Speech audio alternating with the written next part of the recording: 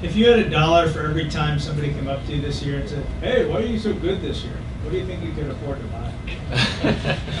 I don't know. I think I get it in every interview. What's the difference in the success this year? And every time I've talked about my swing change. So stop asking that question, please. Next question. Tyler on the right.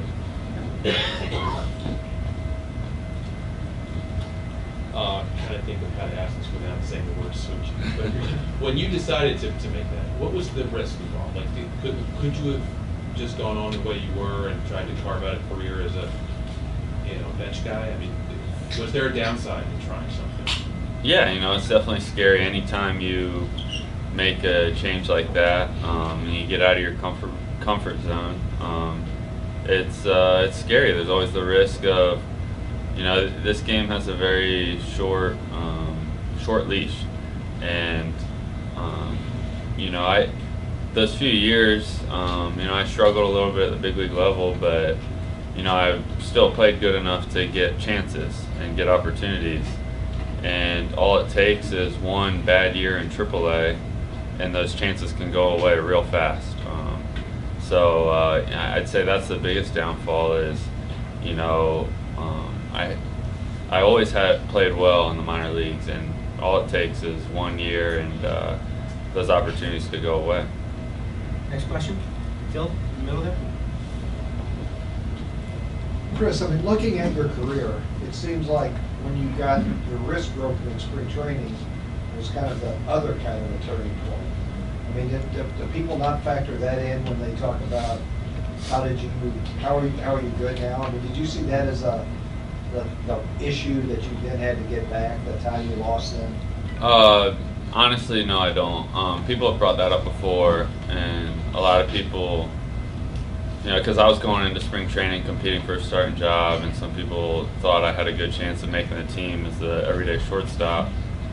And, honestly, it just, I barely missed any time in the regular season, and I started in AAA, but I got put in the same situation a month later. I think I was in AAA for a month, and then I had the opportunity to be the everyday shortstop, and I didn't take advantage of it or whatever it was. I just didn't perform. So I don't think the wrist injury had any impact on that. Okay. Far right. Mark. Chris, I think it's obvious what Justin Turner brings to you guys' lineup, but for the folks who are around the team a lot, I was wondering what he does for you guys in the clubhouse as well, and if he's been a resource for you, because he's a guy who kind of similarly went through swing changing, kind of changed his career as well. Yeah, absolutely. JT's a great guy to talk to. Super positive. Keeps mid-light. He's the same guy day in, day out. No matter if he's struggling or playing really well. Hasn't been struggling much this year at all, but he's just always a good guy to talk to.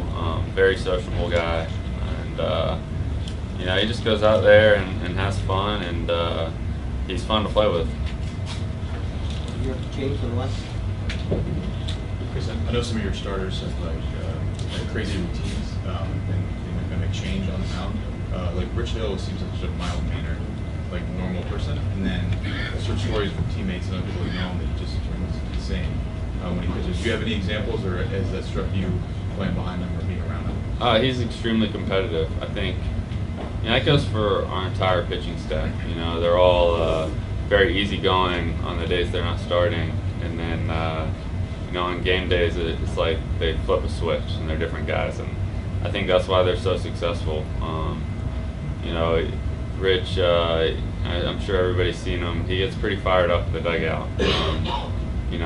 If he doesn't, he's had a couple first innings where he's given up a run or two, and nothing's safe. Coolers aren't safe. The gum tray, whatever's in there, you just kind of stay out of his way. But he does a great job of releasing that, and then he always seems to come back out there and give a quality outing. So whatever it takes to get rid of that frustration and go out there and perform.